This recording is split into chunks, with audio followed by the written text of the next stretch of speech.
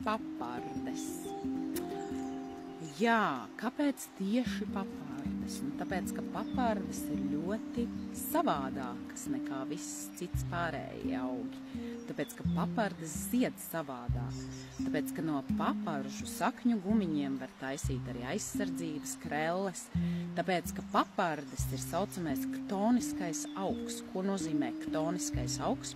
Tas ir augs, kurš ir saistīts mītiski un mitoloģiski ar viņsauli, ar mūsu senčiem, ar mūsu senču zināšanām, uzkrāto un arī ar viņu mišanas vietu.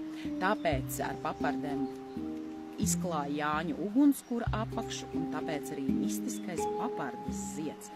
Jo mēs jau paši zinām, ka arī bērni mūsu pasaulē ienāk, kā mēs sakam, no kosmosa. Kaut kur no citas pasaules, un ka bērni izvēlas tās ģimenes, kurās būtu. Bet palasot tautas dziesmas par papardēm, ir skaidrs, ka ar papardes zieda meklēšanu nav saistīta tikai auglība un tikai bērnu meklēšana un tikai seksualitāte. Caur papardes zieda meklēšanu ir saistīts arī augstāko zināšanu atklāšana, pieslēgšanās kosmiskajam mantojumam, mūsu senču zināšanām. Tā kā meklējiet papardes ziedu, iegūstiet šīs viedās lielās zināšanas, kuras mums ir no mūsu senčiem saglabājušās. Es teiktu, ka tas, kas austrumu kultūrās eksistē kā tantra, kaut kādā veidā ir saistīts ar papardes ziedu.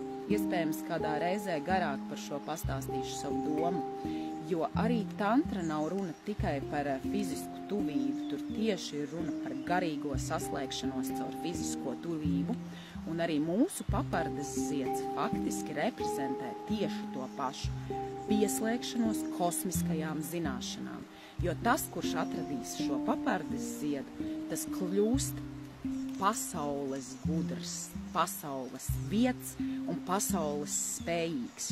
Un paparde, tāpēc, ka viņa atšķiras no visa pārējā. Tas, kas ir atšķirīgs, tas vispār tradīcijā ir vērtīgs.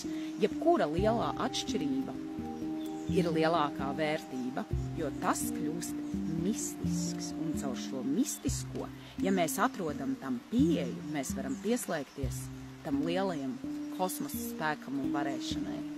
Meklējiet papardes, izdzīvojiet Jāņus ar latviešu tradīcijām.